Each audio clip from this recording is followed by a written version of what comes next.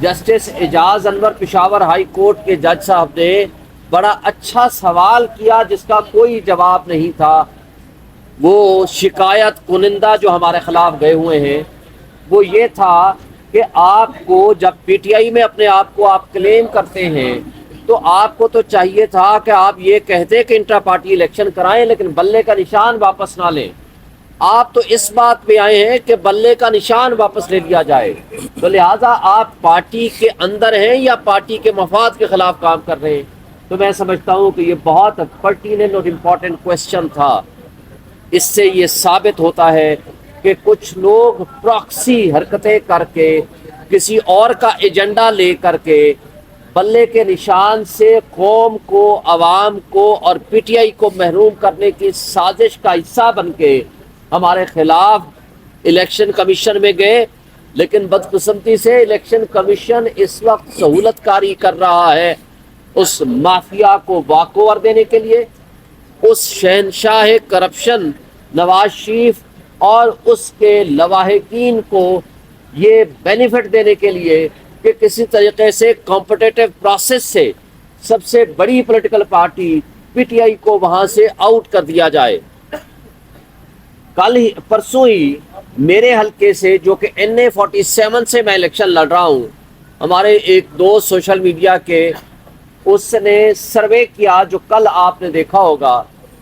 جس میں 90% ہمارے ساتھ عوام اور قوم کھڑی ہے پی ٹی آئی اور ہم میرے ساتھ کھڑی ہے، جبکہ اس کے مد مقابل 10% سے بھی کم پی ڈی ایم کی تمام جماعتوں کو وہ ووٹ ملے۔ وہ پورے ایریا اور حلقے کا یہ ایک سروے تھا۔ اور پھر جب سروے ہمارے حق میں آنے شروع ہوئے، اس کے باوجود کہ الیکٹرانک میڈیا میں ہمارے اوپر بہت ساری پابندیاں عائد ہیں، کچھ نادیدہ لوگوں کے کہنے پہ یا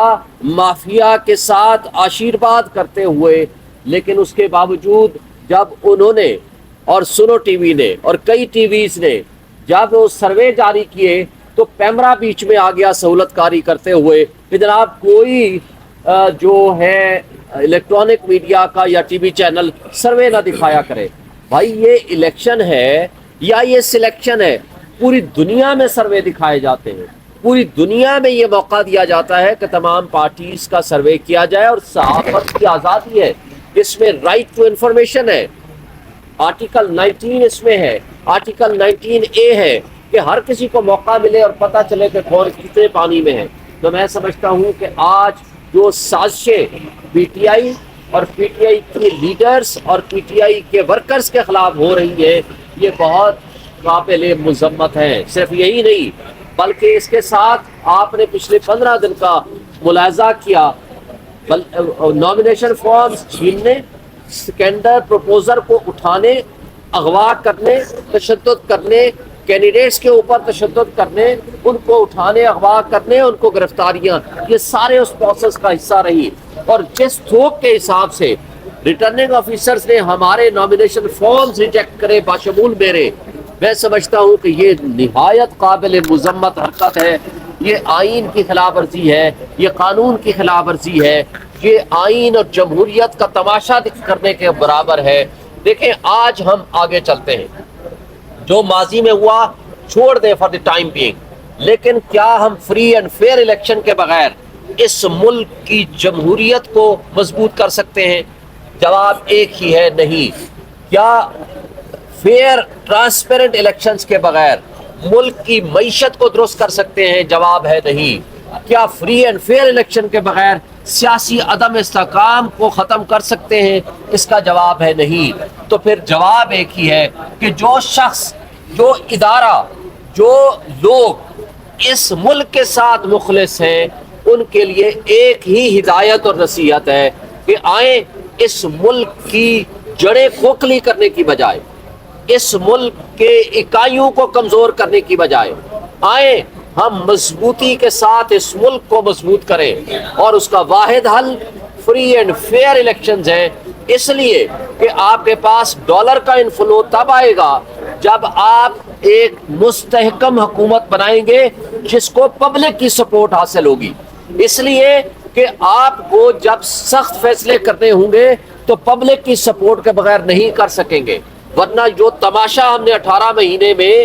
پی ڈی ایم کی حکومتوں کے درمیان دیکھا، اس ملک کو ڈیفالٹ کے قریب لے گئے، تو اس سے زیادہ بدتر صورتحال ہوگی، کیونکہ لولے لنگڑے اور سیاسی یتیم اگر ہمارے سروں پہ مسلط کرنے کی کوشش کریں گے تو اس کا انجام یہ ہوگا کہ آج آپ کا ڈالر انفلو بند ہو گیا ہے،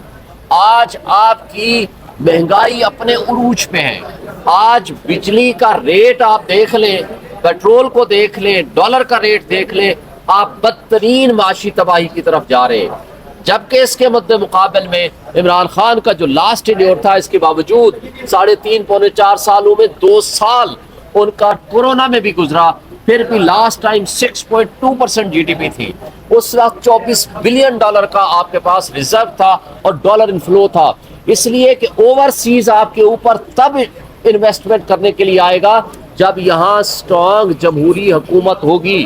اس لیے کہ جس شخص کے یا جس پرسنالٹی کے یا جس پارٹی کے لیڈر کے پیسہ باہر پڑا ہوگا، جس کی انویسٹمنٹ باہر ہوگی، تو وہاں کس منہ سے وہ ان کو کہے گا کہ اپنا پیسہ لے کر آئیں، یہاں آ کر انویسٹ کریں؟ وہ کہہ نہیں سکتا۔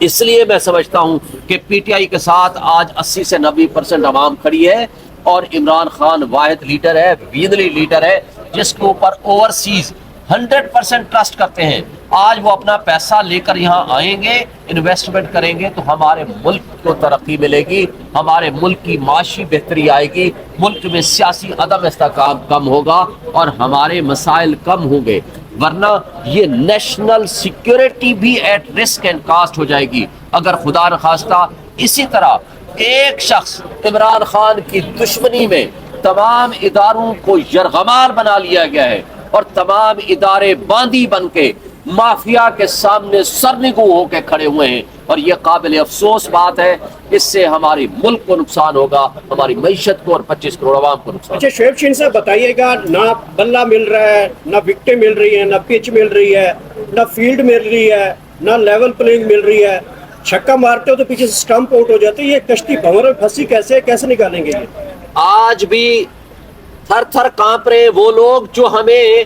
بلے کا نشان نہیں لینے دیتے، آج بھی وہ کانپ رہے وہ لوگ جو ہمارے لوگوں کو اٹھا رہے ہیں، لوگوں کے اوپر تشدد کر رہے ہیں۔ اس سب کچھ کے باوجود جو ہمارے ساتھ ہو رہا ہے، اس ظلم، جبر اور بربریت کے ماحول کے باوجود بھی ہم ہر حلقے میں مقابلہ کریں گے، ہمارا ہر لیڈر اور ورکر مقابلہ کرے گا، الیکشن لڑیں گے اور الیکشن جیتیں گے۔ آپ کو اگر 1 سال پہلے یاد ہوگا، عمران خان کا انٹرویو، 4 باتیں کی تھی عمران خان نے۔